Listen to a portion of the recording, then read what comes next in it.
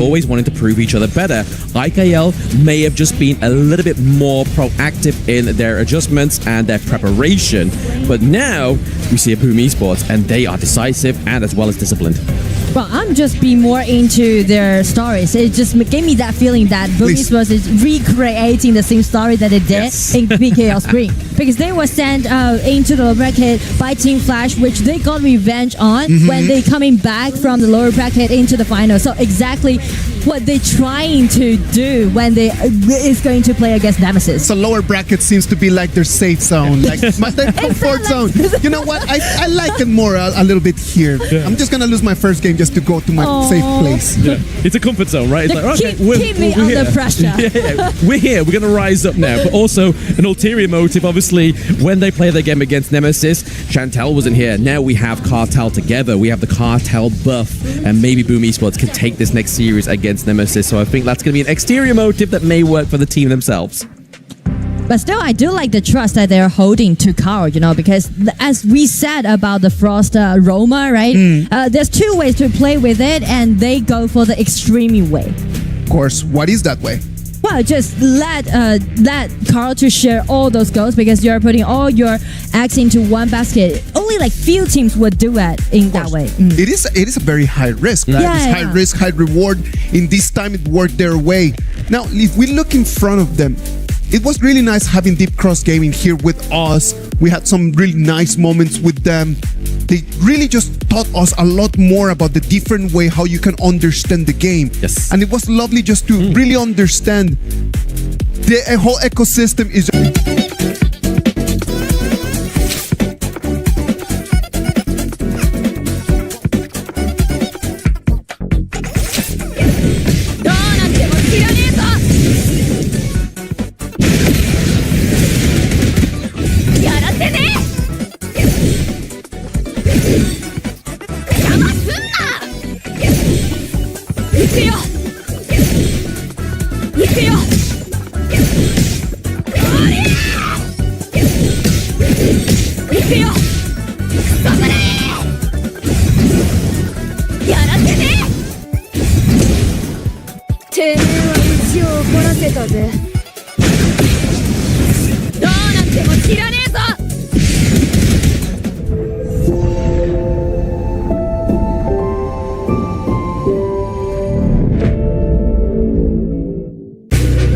Aurora Gaming is going to be really mad about the whole performance, just having to be here. That is going to hit their egos, man. Like their whole confidence is going to be shattered after losing and being sent right over here. Yeah, and so I think that with the interview from Jihong, that's always the one because he was so confident. He was like, we're going to roll over everybody else bow down to us. I mean, it just seemed like he was in like a super confident mode, but every other team heard that interview and they're like, no, not today, not against me. Yeah, actually, they took the advice, right? They did sleep well, they did eat well. Even the Rock interview was like, okay, yeah, you know what? We did that and we beat you. Aurora Gaming right over here coming into this stage. It is going to be really hard for them. Losing their spot against Rock Esports. It's something that nobody had in their cards. Remember, they came into here as one of the seeded teams onto the group stages. It means that they are one of the top 4 teams ranked before this KWC 2026. I actually want to go one step further. Aside from the KPL teams, I think that this was the favorite for all of the global teams. Yeah. So seeing that upset, I mean, it's still Rock Esports, which is one of the other top 3 in terms of the global teams, but it's a shakeup, and it's going to be a huge one as they move forward. Believe me, and into this roster itself, Saber, Xiang, Zhihong, Yulong, and JR in their respective roles as well. We can expect nothing less than the extremes. But today, it's either going to be a rush over, they're going to crush their opponents, or it's going to be a very long game, potentially tempers as well. They got to be completely under control. They need to control those emotions because they cannot be just mad, just going around. When you are really excited, when you are really mad about something and you really want to prove yourself, sometimes you can let your emotions take control over what you need to actually control with your brain. And actually, that's kind of what happened against Rock Esports, Yes. right? Rock Esports got the better of them. And then you saw Aurora Gaming. It seemed like they were playing something that they were not traditionally doing. Exactly. They were getting a little, impatient. They were making jumps that they normally wouldn't make. Yes, and this comes down to the boot camp results actually. I mean, having this triangle of players, Aurora beats GK, GK beats Rock, and Rock beats Aurora. So actually, with that behind the scenes information, Rock kind of knew that they had the advantage. The love triangle is real right over there. The love-hate relationships in there is just insane. In front of them, we're going to have INF. I'm telling you, Influence Rage, in these days, it's been just like them every single day. They were here in the play-ins, then they came in here into the group stages, they moved down to the lower bracket. I feel like every time I turn around and I look over there, it's always Danny and the gang. Yeah, always Danny in the game. And you'll see plenty more of them, hopefully, as they somehow can overcome this fight. Of course. But again, I think that the way that this team has come together, you're seeing just like how they're playing very well in sync with one another. The communication has been on point. And when, again, they go in, everybody's making sure that they kill the right guy together. I love it a lot because on the side of INF, this is something that the Chalk BR region has been kind of missing. Yes, we have individually very strong players, but the synergy was never on point. Maybe this year, Danny has found the perfect five with Kaiba as well. All right, lads. What about if we move forward into what's going to be the decider match of this Group B? Yes, he is one of the heroes that offers you AoE damage, right? This is one of the benefits, which is also why he's balanced in the sense where he's super squishy if you get your hands on him. So all you have to do is to find the correct positioning to take the life of Zhihong in the early parts of the game, or even towards the end as well, right? That will be your solution to L'Oreal. Either super dive or play from a very far range. Okay, aside from Zhihong though, like who else on this side of Aurora Gaming is the guy that really needs to carry this team? I think it's Saber. It sounds kind of funny. Okay, We take a look at Dolia. Why are we taking a look at the Dolia? Because Dolia is the answer that unlocks the second phase of Aurora's team fights. If you don't have the Yang Jin's ultimate, how do you fight? He is going to dive in first, and if he doesn't have the second refresh, he does not get the lifesteal. You also have the answer here. Yeah, but now the Heaven and Earth Bowl, they find him the Duel of Death, but Danny coming out a little bit on the slow side, but Yulong Half-Life, they're going to be backing off here. Yeah, and this is just a preview of what's to happen, right? Ideally, let's take it from the position of Influence Rage. As Danny, I want you to use your ultimates first. I want you to be low on health, because with the duel to the death, you get the impair out state. But you know what? Danny might lose the Kingdom buff here, actually. That was super close. I think Danny found it in the end, but Zhihong, he's a sly man, as he almost stole that one right under his nose. Yep, and this is the speed of rotation, right? This is why it's better to have a faster wave clear in the mid lane. And with that being said, Tempest against Xiang, this matchup is kind of awkward at this point because they're not actually looking to win the big 1v1s. Closer to the 4-minute mark, it's about who gets to rotate first. Okay. But at the same time, you're talking about Florentino. I mean, he excels in those one-on-ones. Wouldn't you just want him to kind of deal and duel with Tempest in the top? Which is why Tempest is under the tower. He's not going to oblige to the fight, right? There is no point in giving a free win over to the side of Aurora. Bear in mind that multiple times throughout this first 3 minutes, Saber has shown himself in the top lane. They're confident that JR wins this 1v1, or at least is able to handle the pressure from the side of Influence Rage, and it's working out so far. Yeah, and it's actually been like the numbers from Influence, they go with the Duel of Death, and with that Wings of Judgment, that's doing quite a bit. As they find Yulong, they're going to get first blood, but Danny is solo. He's going to be picked up by Zhihong, catches him just with the tip, and off to the side they go. It looks like Xiang will join as well. Zhihong continuing on, and they find Fury as well. And this is the power of Aurora, right? Once you start a fight, you have to finish it. You can't allow Aurora to have the last laugh, because right now, 4 minutes in, they can also have a very quick take-up. This is Tyrant. JR, as a Gudo, has massive amounts of damage. Can literally act as a second jungler just without smite. Yeah, and actually, it looks like with all that space that is being provided here, it looks like they're going to pick up the Tyrants. So all in all, just a really good, well-played team fight, especially when Zhihong's coming out 2-0. Yep, even giving Dolia that last hit for the Tyrant, this is just a show of a statement how strong they are. I mean, whether it's on purpose, that's another question for another day. But at this point, you know what?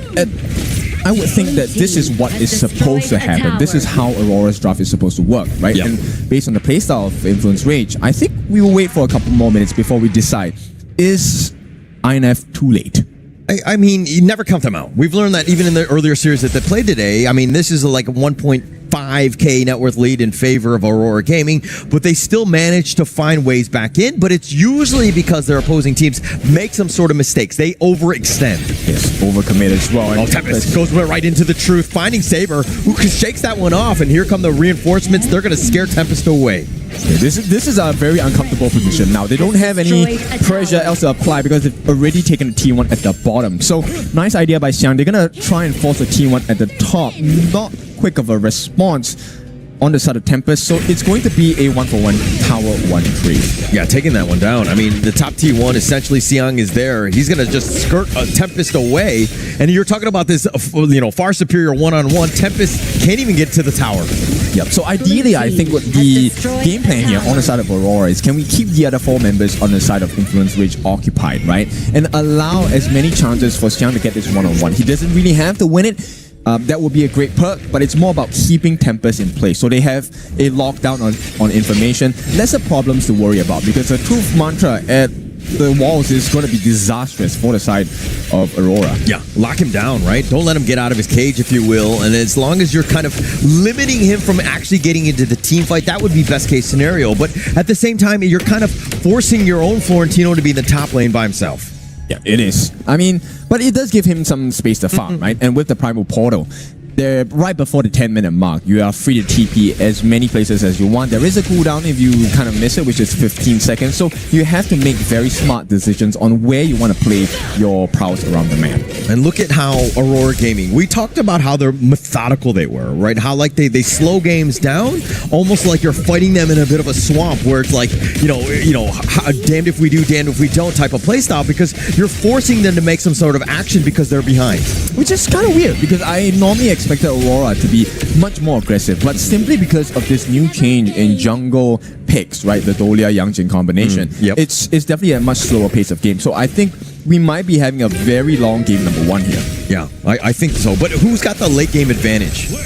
I would think it's really who lands the appropriate ultimates first. If Danny gets his duel to the death on Yulong first, I think we can expect an INF win. So don't you think that, Danny always has that opportunity, but for me, when you're starting a team fight with the Influence Rage lineup, I'm kind of thinking Tempest has got to be that guy. He's the one that initially goes, everybody kind of groups up, then you're talking about Maida and Danny looking to kind of, counter-initiate, if you will.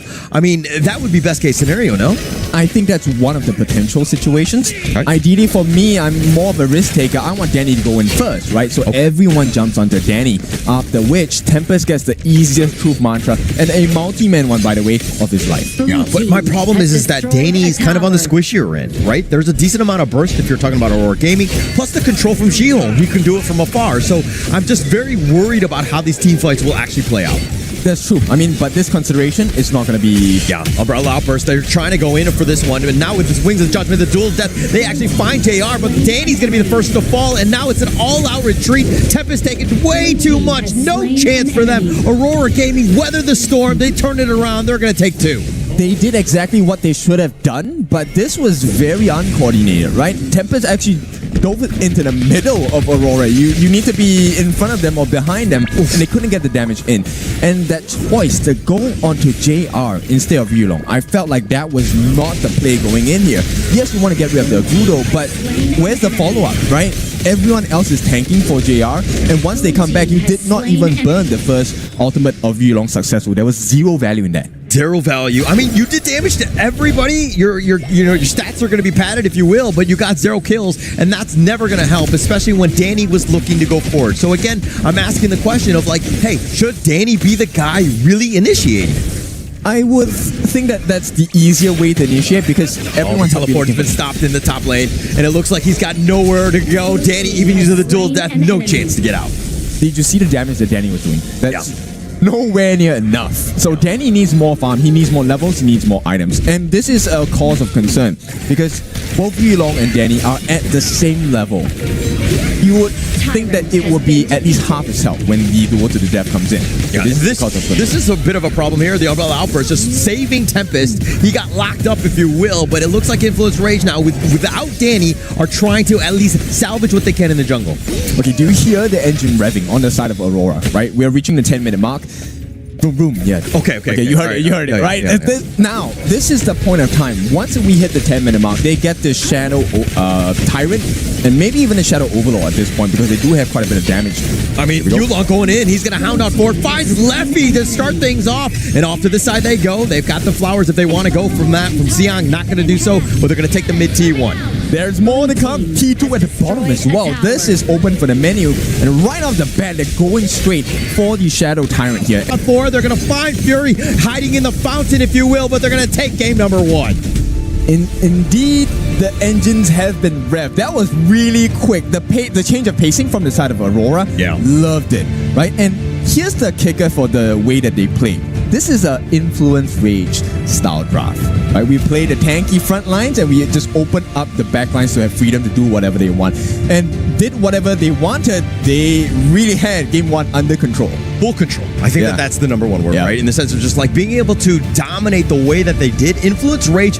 Like, again, Danny was, knew he was behind. He was forcing the issue and he was getting punished for it. I think that it was really interesting how Ken was making the whole discussion about should Danny be the first one jumping in, and it's their synergy right over there. It was really nice because then Danny jumps in, he starts the fight, immediately evaporates, then after a Tempest comes in what was supposed to be a nice control chain, but nothing was really clicking. So what he's saying is that I'm right and you're wrong. It's just that, the execution wasn't clean. Is that what I'm saying? Really? Is that what I'm saying? I don't even know. I think you're gaslighting here, but I do think that, this one was one of those things where, like, Influence Rage, understanding that they were behind, trying out something, right? Course. As opposed to just hiding in your own base and just cowering in fear. They already had a very clear plan, a very clear idea of what they wanted to do, how everything needed to work. The problem is, for me, what breaks everything apart is the Agudo pick.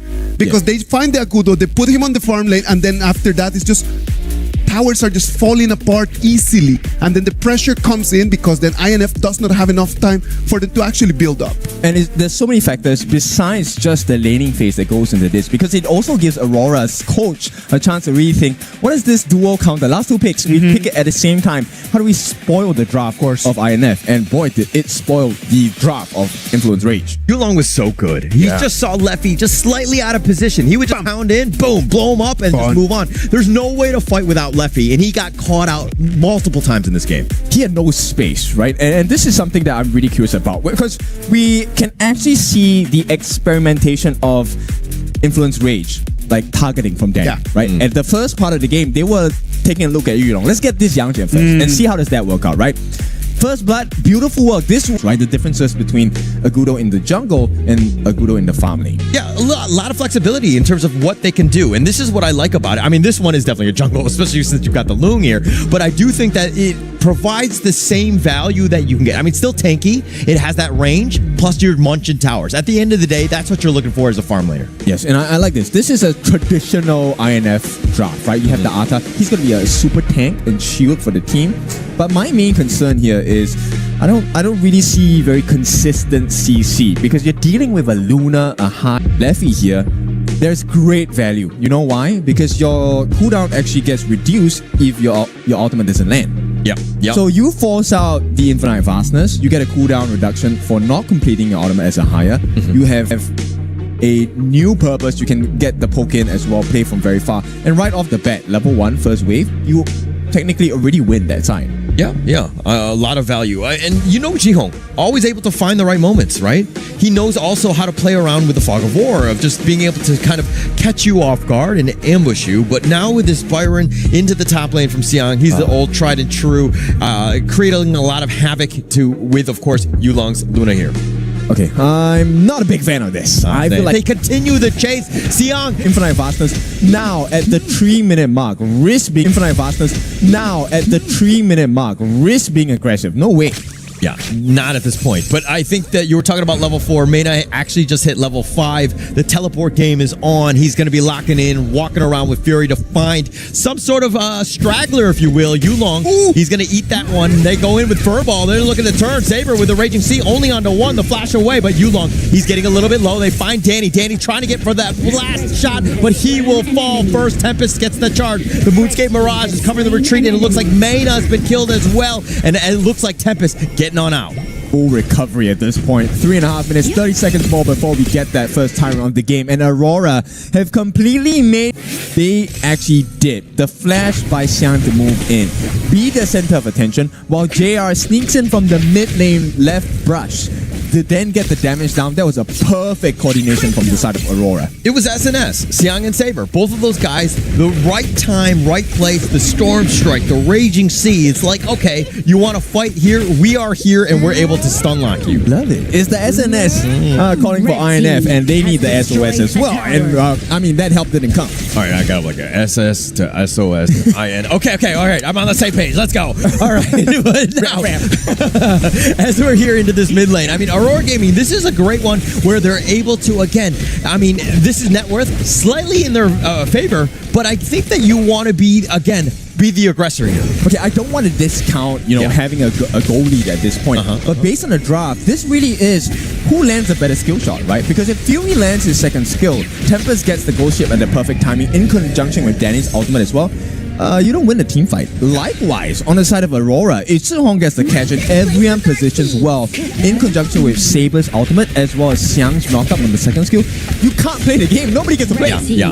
And that's why they drafted it, right? When you had the Haya, and like when they come out of that after 8 seconds, Xiang and of course Saber, as you rightly mentioned, those are the guys that just cover whoever's going to be there. The Tyrant going to be picked up here by Yulong, not able to continue on with that chase. But JR is starting to become a little bit of a problem with his damage. It is, right? And you know what? That sidestep from Leffy actually costed Fury some hit points, unfortunately, from the snipe of JR. And like you said, JR is getting to be close towards that mid-game state he's supposed to be in. But JR late game, you don't want to play. He is going to wipe you out in 3 to 4 hits. Oh, nice little play here. The Raging Sea Saber's been pushed back by, but it looks like the Moonscape Mirage is going to be sending Tempest into the afterlife, if you will. Zhihong is continuing. Xiang taking some serious damage. He's getting a little bit on the low side. He's got the force field suppression, but at what cost? He's trying to dash, but it looks like Yulong will fall first, and they find Xiang as well. JR with a step back, if you will, and it looks like Influence Rage coming out on top. I perfectly love this patience from Mena. This is what you need to do as a Liang, right? This also tells you something very important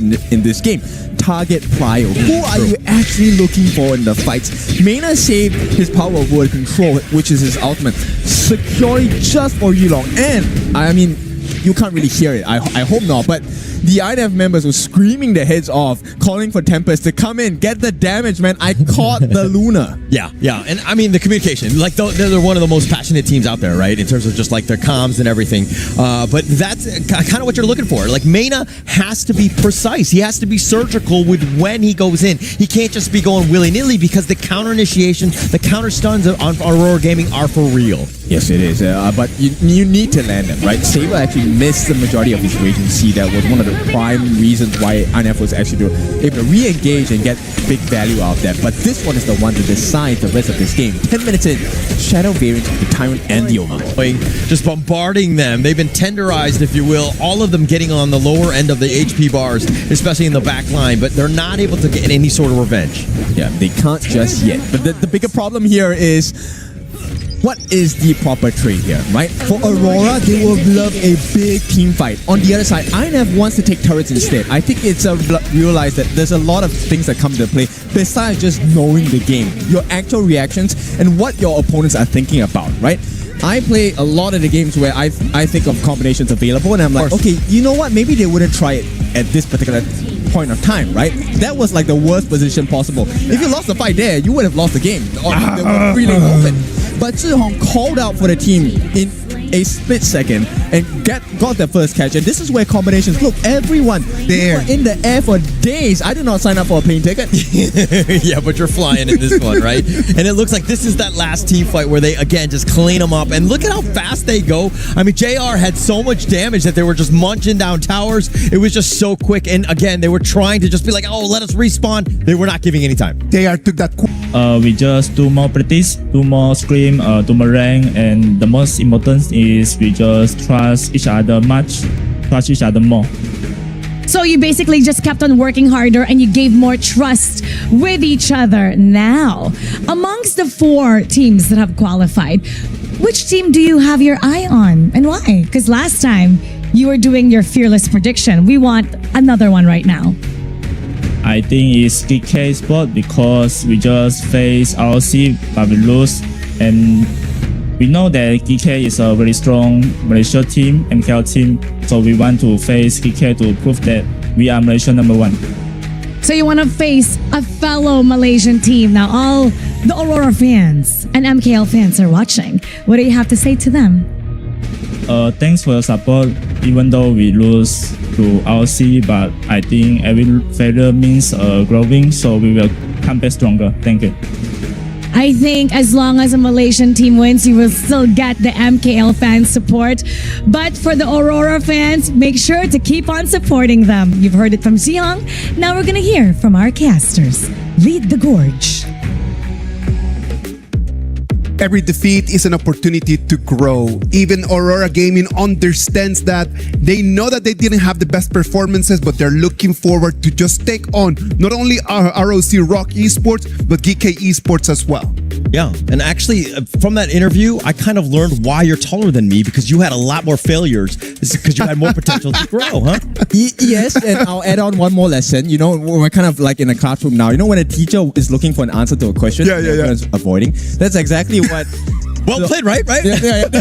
I just died your question. Because he was talking about who potentially would pick them. He did not mention the KPL teams. He's kind of like, hey, MPL, look at me, we're going to fight this one out. But you know, things don't really go the way you want all the time. So I'm wondering who will choose Aurora. Nobody wants to choose Aurora. I am completely sure about that. That is going to be the last pick that they were going to have. There's a lot of different things that are going to happen. Today, we're going to have one more match. Tomorrow, we're going to have 2 more tickets over there to the top 8. This is going to be an amazing day. We have a lot more things going on. Fellas, what do you think? In this game, INF just dropped it over there in the last minute. I do agree. I think that Influence Rage had everything going their way. This is probably a game that they will look back on and be like, oh my God, we made so many mistakes and we botched it in the very, very end, right before we crossed the finish line. Complete disagreement. I think INF played really well, and this is not their mistake. This is the strength of Aurora. They just knew when to pull the combination at the right time. It literally was that split-second decision that changed the whole fate for INF. It's Influence Rage. You're not going to be like, okay, these are the mistakes that I made. You're just going to be like, oh yeah, that team's just better than me. Look at you avoiding your problems, huh? I'm not being avoided. Sometimes you have to take a look at life from a different perspective. All right. That seemed like the case to me. Okay, but as we go on, this is one where, again, they took the lessons. I think that, Influence Rage can have a lot to build on here. All right. What about if we move into a short break, and then when we come back, it's going to be our last match of the day. It's going to be Nemesis against Boom Esports.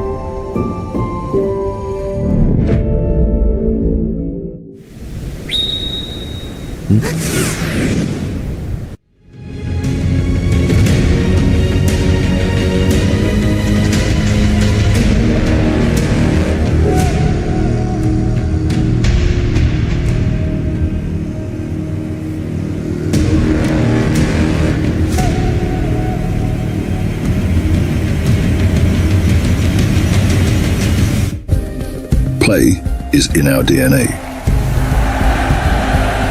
Whenever we let it out, it becomes our superpower.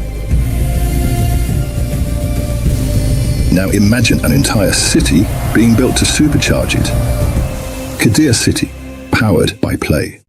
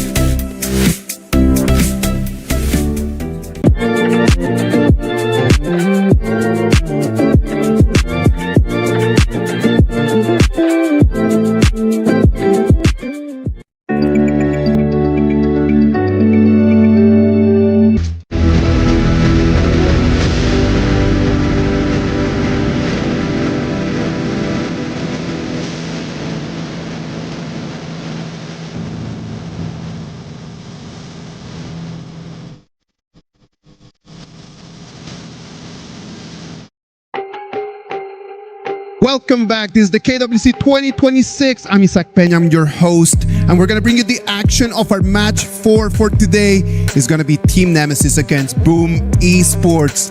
I know that Sagi has been on rank the whole day, and as Trihon said, every defeat is an opportunity to grow. Sagi, how has your rank been going? You know what? My rank's been pretty good, you know. I grew pretty tall. Nah, just kidding. It's just a bit of a comedy effect for the broadcast here, Vlad. Absolutely. I thought I was going to have to get my neck ready to keep looking up at you for the whole entire stream, but I'm glad you come back down to my level. I mean, this is just my usual. It's I'm just looking up. That's that. Want to give us a taste of how is Sagi's life every day. Well, Sagi, sadly, INF says goodbye to us. Influence Rage already on their way back home. Sadly for them, this is going to be the end. Aurora Gaming had the opportunity to go and crush their dreams. I mean, to be honest, you have to give props over to Influence Rage, right? This is a team that's made it all the way from the play-ins. I mean, the play-in stage, we were always talking about that the entry out of it actually was quite a high one, considering it's a play-in stage. And I'm telling you, in no match in the whole KWC 2026, INF looked like they didn't have a chance. In every single match, they looked like they had an opportunity. Even in this one against Aurora Gaming. I think from those games as well, especially when we look back into the Rock Esports matchup, yes, they lost, but they got a convincing victory. And then coming into that series against Aurora Gaming, up until the final moment, they were in so much control. Just unfortunately, you have to end the game. Well, what about if we jump into our match 4 for today? Team Nemesis against Boom Esports. This is gonna be a rematch. They've already played against each other. Team Nemesis already with a 2-0 big win against Boom Esports is what sent them over here to the lower bracket. Team Nemesis, after losing against GK Esports, do you think that they can bounce back? I mean, they got to try to, right? But they also think what they got to try and make an improvement on is the fact that Team Nemesis had the longest game as well with GK, right? 28 minutes and 35 seconds. And to be honest, the series you just saw with Boom Esports, most of those games were quite a long length. So we could be in for a marathon. I think that is an extremely good point, Blam, considering the fact that they went toe-to-toe with GK Esports, second place of MKL. They are already long and gone in towards the playoffs here. For both of these two teams, if you were to analyze their previous series, it was actually pretty close as well. Boom Esports in control for the first 70% of the game. Then they found an opportunity from the side of Nemesis to come back in towards those moments here. For Team Nemesis, this is the exact lineup: L, CC, Jurl, TNX, and Tough Z. These 5 guys, who do you give the ball to? For me personally, we saw his performance, right? Just before the crystal was about to get taken down, he got that ace. This is about TNX show. I think so as well. TNX, CC, these two players has been amazing, right? And TNX, he brought out the lamp pick. Yes, it lost, but it had so much highlight moments in one of the longest games that we had in KWC. For CC, he's the Devara merchant. Yes. TNX in the last game against Boom Esports with the Nutra and the Luna pick. 2 of those heroes that they have great access to the backline, so it might be the same strategy today against Boom Esports again. I feel so too, but I mean, I feel like there's also going to be a bleeding of the identity that we've been seeing within the drafts for this entire day, right? Like, maybe the IKL is holding something here that's going to make it sure they get past this final hurdle against the PKL team. They definitely need to whip out whatever they have in store in the arsenal, in the loot box, bring it out. It's like, okay guys, this is the draft sheet, this is the game plan, this is what sends us into the playoffs. The IKL and the PKL, their beef or their competition has always been there. Like, the history takes us to the beginnings of Honor of Kings. But this game is going to have a little bit more of a value for Boom Esports. If they are to win this match, they're going to be the first PKL team making it into the top 8 of our KWC history. So this kind of pressure on their shoulders, is it going to crush them or is it going to help them to lift them up, Lam? Well, we know they like to be in the lower bracket, right? We've already seen that they performed in the first series in the lower bracket. Yes. And obviously having this history just lie in front of them, I feel like it is going to be enough to prop them up and try and ride this lower bracket into the playoffs. It's about the hungry wolves performing under the pressure, right? Yep. And they come from a very long history in the HOK Esports ecosystem, being one of the first few teams coming in from Philippines, representing PKL in international tournaments here. first ever PKL Spring champions. Now, can they be the first ever PKL team qualifying for the top 8 in EWC history? I am really looking forward to that. I know that this is going to be the Danny and Carl show.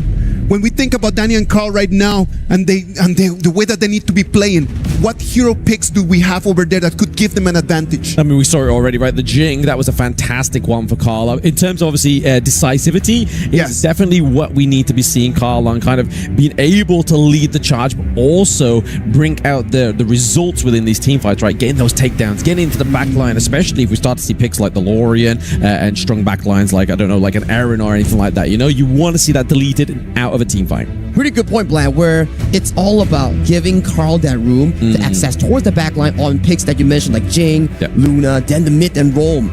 We've seen a tournament favorite thus far on the mid and roam 2v2 section is the Lorian and Zhang Fei. These two picks, that CC galore, has been amazing thus far. Yeah, it all depends on who gets that Zhang Fei first game, right? Because we saw it in the last series for Boom. They got Zhang Fei game number 1, denied it for every other game for the side of DCG, right? DCG, exactly. Yes, they weren't able to get that one.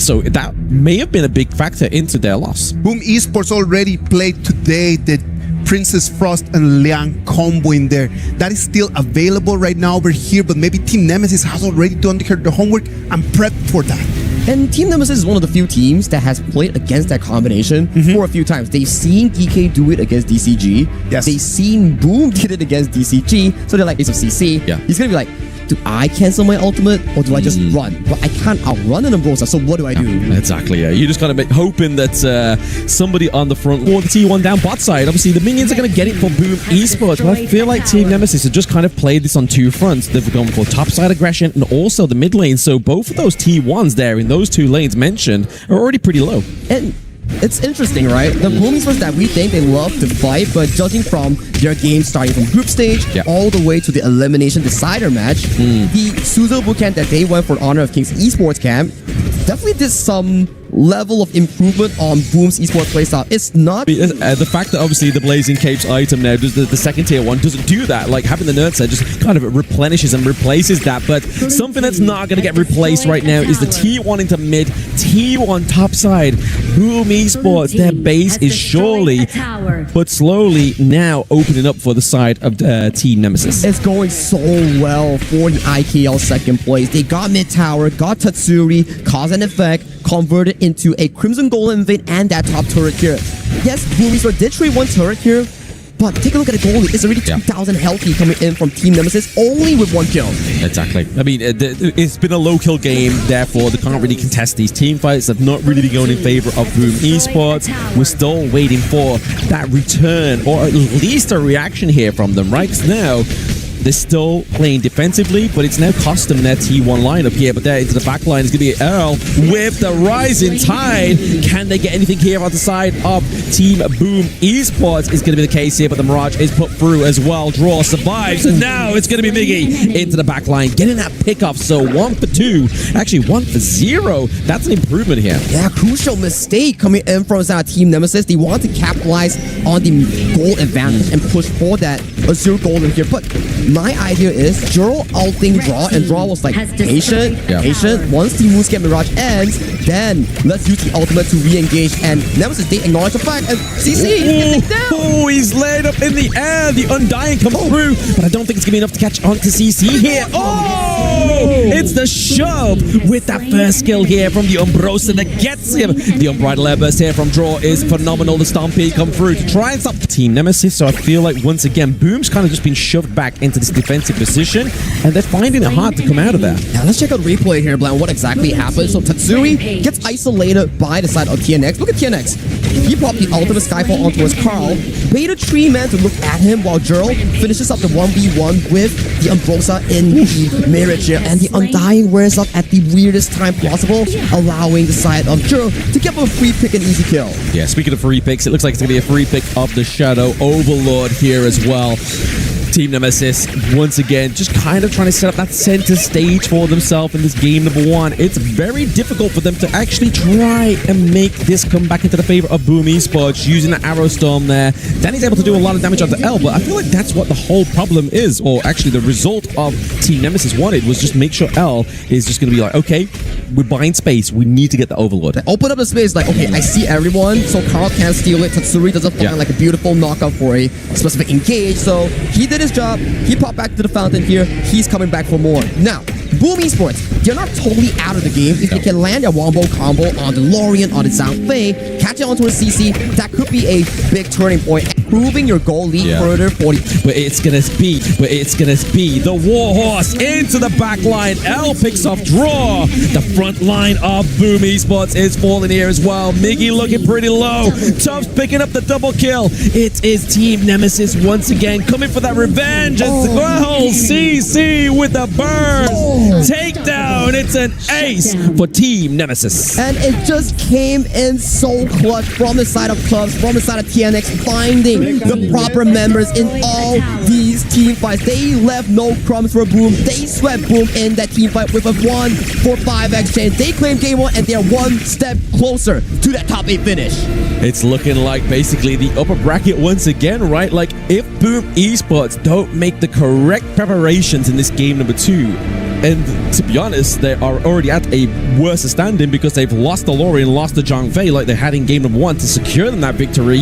They now need to think of something that's going to make it work even better than that combo that they had. It's really worrying, alarming indeed, because yes, it's a BO3, but you want to structure your composition to the best of the best available in the best of 3, and through expending such strong heroes, you couldn't make the game close, and that was a dominating win, I would say, coming in from them. I feel that if you draft something of a Lorien and Zhang Fei but couldn't find the aggressive end along with the Agudo, it really hurts your draft. And it not only hurts your draft, also your confidence, because you're being given over so much combat tools, but you aren't able to find something. Not affording to do here. I fully agreed on that statement, right? Yes, Boom Esports, they didn't play the best game, but it's not entirely their fault for this loss. It's more to say that Team Nemesis played their composition to a very high level. It's not about just team fights. Take a look at the early game later on where CC and L won the 2v2. Gerald came down, got them the objective play, and then they converted that into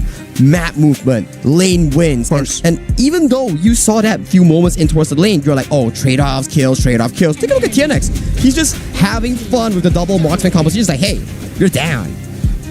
Yeah, it's a lot harder when you've got like your jungler, the shot caller. He doesn't have to be necessarily present to make that fight happen. He's just going to be the moving piece. He's just going to be the king sliding across the board, you know, just to get the takedown here and put pressure onto the backline of Boom, which is what we were saying in the draft, right? If the pressure is there, it's kind of already a non-starter. And due to the meta of this tournament with the abundance of Lorien, Zhang Fei, and also a late game carry like the global marksman, we start to see more of this late game full damage Nutza that's like just aiming in one specific target and just charging towards them for that big chunk of damage.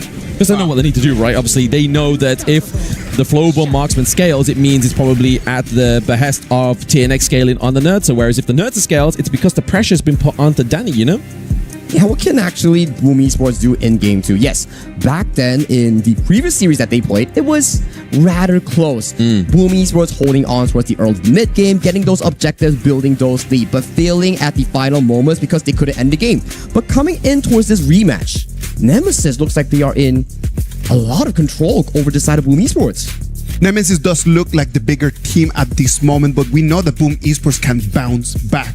Next game is going to decide everything. If Team Nemesis takes the dub, they're going to make it into the top 8. Let's go for a break, and when we come back, the action of Game 2.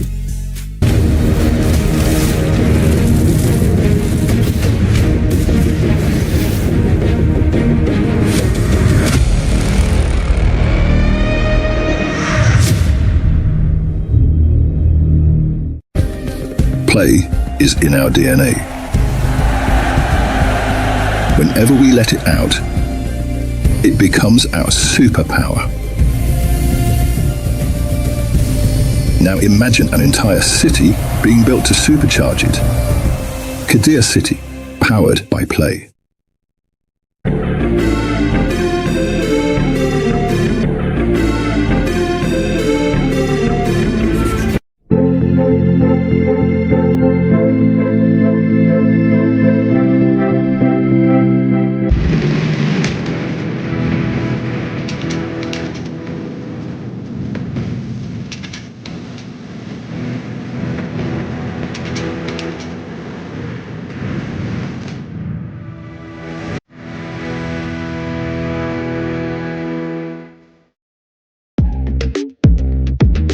Welcome back. This is going to be game 2 between Team Nemesis and Boom Esports. Boom Esports, the PKL champions at the edge of the abyss. One little push and they might just fall, and their KWC run is going to come to an end, Sagi. Well, that's the difficult part, right? You already have a PKL team beat goodbye to the stage today, which is Titan Esports Club, which they just lost just now in their previous series here. So you don't want to afford another one, which is their champions. PKL Spring 2026, back-to-back Spring champions, just bowing out a tournament like this. That's going to be really sad and stressful, especially if you're a PKL fan. Yeah, like I said, with the start of the show, right? Obviously, this can be a very sad morning for the PKL region. Because like I said, TEC lost. Boom. After that game, they weren't quite having the foot that they needed into this one, right? We was always talking about Carl in the previous series being the front foot, being someone on maybe try and go for something that's maybe a bit of a pocket pick, because if you don't pick it now, you've then got to live with the regret that your tournament life has finished there. You could have gone for this, but instead you played it safe. Yeah, it's like you're on a plane 16 or 15 hours back to your home country, be it Philippines, and then you're like, man, maybe the last game I should have picked Jing or Luna instead of like Fullborn Tang. Oh, that's such a long flight. Right. That is such a long flight. Can't relate. Wow. At 46 minutes or something like that, as soon as I'm over in the air, I'm back there. Before I could even actually have that thought of doubt, I'm like, you know what? I'm off the plane. I'm going back home. See ya. You know. It's not going to be that kind of story for Boom Esports, right? Why are we so sad right now? Nemesis, they look good game 1, but we've seen where teams bounce back from a game 1 loss and make it a reverse sweep. We've seen that, right, from Group B, where INF took game 1 against Rock Esports, and then INF just proceed to lose back-to-back games. Yeah, I mean, INF definitely looked like they were going to try and take that one, obviously, last series, but unfortunately, it just wasn't enough. It was obviously one against the top dogs of MKL, but we're looking at the top dog of PKL, and that is Boom Esports. Obviously, they lost game 1 here. Draft-wise, they're making sure that, obviously, L